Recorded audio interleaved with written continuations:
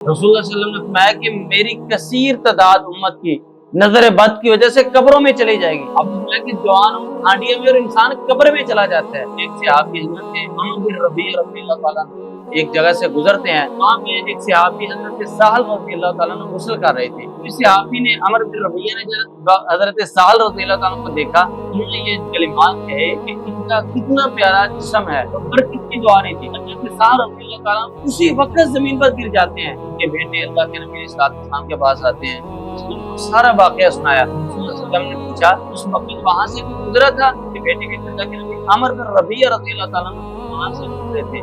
रसूलुल्लाह ने फरमाया कि अमर बिन रबिया को मेरे पास लेके आओ। अमर बिन रबिया अल्लाह के नबी के पास जाते तो अल्लाह के रसूल सल्लल्लाहु ने डांटा, मैं कि तुम अपनी भाई को हलाकत में डालना चाहते हो? इस वक्त तुमने अपने भाई को देखा तो तुमने बरकत की दुआ क्यों नहीं दी? फिर आपने अपने वुजू गुस्ल का पानी जमा करो और इस सहाबी को नाजे अमर बिन रबिया रज़ियल्लाहु ताला ने अपने वुजू गुस्ल का पानी दिया और पानी से हज़रत साहल रज़ियल्लाहु ताला को नहलाया गया। उसी वक्त वो सहाबी ठीक हो गया, अल्लाह ने शिफा दे दी। अल्लाह रब्बुल आलमीन किताब और सुन्नत पर अमल करने की तौफीक अता फरमाए।